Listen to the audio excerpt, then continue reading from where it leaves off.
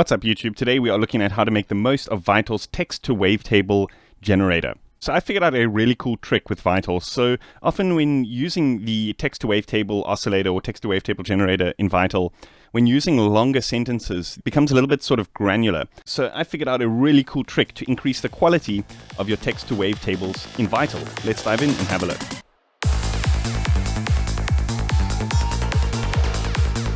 So what I've done here is I've prepared a preset which contains 3 versions of a similar kind of speech sample that I've created using Vital's text-to-wavetable generator. If you don't know what that is, basically allows you to type in a word and Vital generates it as a wavetable. There's various difficulties that I found a few producers kind of struggling with when using the text-to-wavetable thing, specifically when using longer sentences. You know, single words, it does magically. But when you want to string a couple of words together, sometimes the sound gets a little bit too kind of granularized or a little bit too digital. I want to show you an example real quick. Quick. So what's happening here is this first oscillator is a full sentence. It says the quick brown fox jumps over the lazy dog or whatever. The second oscillator is just 2 words. And the third one is just a single word. So I'm not sure if you noticed when we went lower in pitch, this one was a lot more audible. You could still hear exactly what the thing is saying. Quick. The thing is, the longer the sentence that you're generating with Vital's text-to-wavetable speech, the less amount of space that it has to kind of fit each bit of data into. So here, let's say, for example, open up this wavetable and have a look at what the waveform looks like. You'll see that each of these frames represents almost a sample in the sample rate that we're producing here. This entire sentence has to fit into 128 wavetable positions. So what that means is some of these kind of like vocalizations of the word jump from like one of these wave shapes to another, like that. And that creates these granularizations, specifically when you're pitching it down a couple of octaves. So let's have a look at this wavetable, and you'll notice that it's almost like you've got more resolution in that sweep. Do you see that? It's like these jumps between these like wavetable positions are less apparent. However, we've got less space, less words to actually work with. When we jump to the last example over here, you'll see that it's like super smooth when we morph here. Super smooth. So how do we go about now creating a sentence of words using this kind of like higher quality wavetable? What we can do is let's just initialize the preset. And what we want to do here is in the first one, let's say text to wavetable, let's say quick. And then the second one, type in here text to wavetable, brown. And then the third one, let's type in fox. So now the idea is we want to sequence these so that they switch on independently. So what I want to do is I want to use a macro to control this. Let's actually turn all of these down to 0. And let's set a macro to control all 3. So the trick here is in the mod remap over here. So let's go to the first one. Here, let's set this to 3 stripes. Let's set the first one. We want it 100% at the beginning. Let's set the second one like this. And the third one like this. So now what's happening is as we modulate this macro, it switches these oscillators on and off. Are you guys following? So now what we want to do is we want to set up a single LFO to modulate all 3 of these. So we might want to actually go in and fine tune a specific LFO for each one. But for now, let's just use one across the board. Okay, so let's set this down 2 octaves so we can get a nice deep texture. Quick, brown, fox, brown, quick, brown, fox. So here's a little trick. We can use this LFO to modulate this macro. For these modulations, this wave frame, let's jump into the mod remaps, and we want to draw in a ramp up like this, okay, for each of these waveframes. So now what happens is this LFO does the same thing, but a little bit faster. Quick. But you notice how it loops 3 times as that LFO plays once. Now we set this LFO to control the macro. Now what we can do is we can actually just set this to any speed that we want, and it should say the full sentence.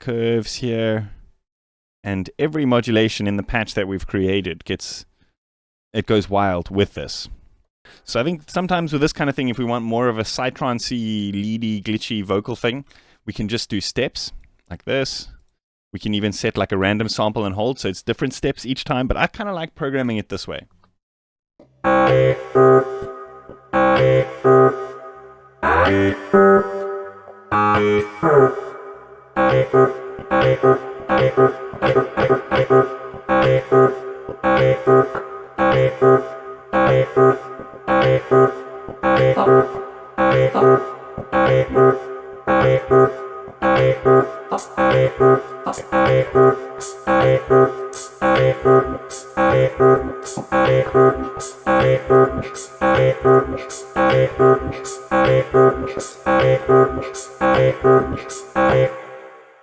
So let's say, for example, we wanted to apply a random to this, but we didn't want to redo the entire thing and apply all of these modulations with all the mod remaps and everything back to that random. What we can do is we can freeze this frequency of this. How do we do that? Set it to tempo and then freeze.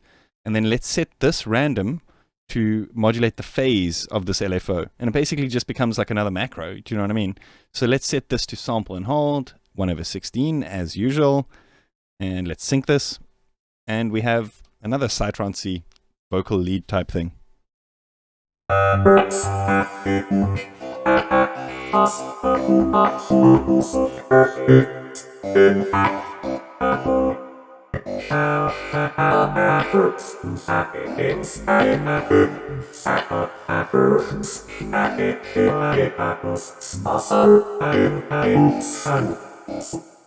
Awesome. I hope you guys enjoyed that. Let me know what you think in the comments. I'm going to be posting this preset to my Patreon for all my $5 supporters. So if you want to know what that's all about, check out the link in the description. And as always, if you like this video, consider subscribing to my channel and hitting that like button. See you guys next time. Cheers.